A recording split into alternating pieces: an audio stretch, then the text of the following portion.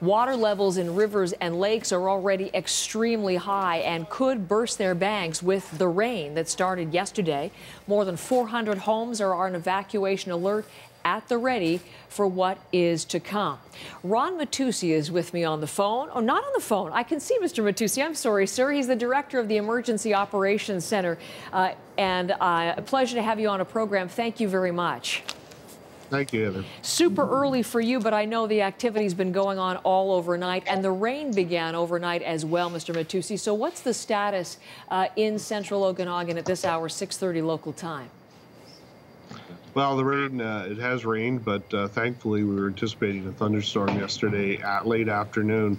And of course, we're dealing with a number of emergencies here. We have a lake that's rising. We have ground that's saturated. We have a number of creeks and streams that are at capacity. And so if we had a torrential rain, and we were also predicting that things would heat up, and the snow would be melting faster, we'd hit a point where Mission Creek, the main artery, was getting to some, well, higher than record flows, which meant possibility of a breach. So we're getting a long emergency of the lake, but we also have the problem of these creeks potentially breaching. So you certainly, I mean, the warnings have been coming for a couple of days now of record flooding, worst in 200 years. It sounded like you didn't get quite the volume of rain you were concerned about, but is there still potential for major damage here over the next couple of days? Oh yeah, the lake won't even peak till mid-June. So it'll slowly rise, and that's where the job of people sandbagging those things are important. But what we're watching now are the creek levels, because of course if the creeks, Mission Creek, Mill Creek, and various ones around the region, if those breach, now unpredictably water will start moving through areas. So we're trying to model that, and we're trying to raise the levels of the creeks as much as we can. Okay. With the sandbagging going on, we're seeing in the visuals there that our viewers are watching with us. So the latest update we've had from the Emergency Operations Center is no new alerts or warnings, no new evacuations. So we had about 400 homes on evacuation notice. But has anything else changed in terms of the flood watch zone or any other numbers? No, the flood watch zone really won't change that much, because that's, again, that's looking at worst case scenario happening over a number of days. The thing that could happen in the next 24 hours is if the rain, it won't be as anticipated, but if the rain keeps coming, we're now watching the levels of Mission Creek.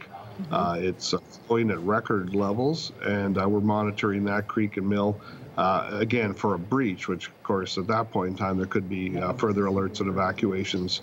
Very hard to predict, though. It's right. Miles of creek, not sure exactly where it might breach.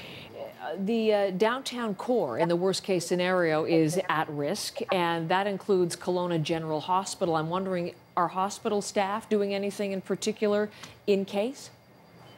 Yeah, and we're certainly looking at some contingencies here now. In the next day or two, we're getting 5 miles of damming, kind of a portable dam system from Louisiana, and our team of operations engineers are now looking at the best place to deploy that. Hospital could be one of them. Okay. You've been advising people in Kelowna and in the region what to do to get ready, get those emergency kits ready. Well, it's not just people in BC dealing with the flood threat. We're seeing that in provinces right across the country. So why don't you issue tips to all of us in Canada? What is the best advice that you're giving right now for people to get flood ready?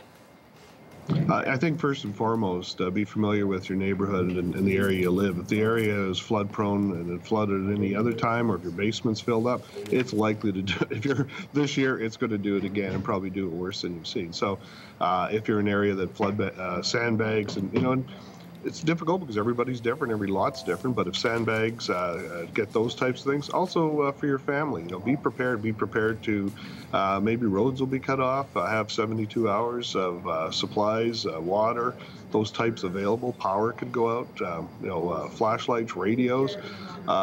Those are the types of things everybody should be having available anyways, but certainly if you're in an area that's been flood prone, you should have those right now, because at some point in time, you may not be able to move for some time with floods. That is excellent advice in a situation that we are confronting more and more frequently in more and more parts of the country. Thank you very much for that. I hope it's a situation of preparing for the worst, but the best actually happening to the folks in Kelowna and area. Thank you very much. We'll be ready, and we'll hope for the best. So thank you. We'll be standing by to talk to you again. Thank you. If you want any more information about the conditions in Kelowna, other parts of the interior, it's up on our website for you now, CBCNews.ca.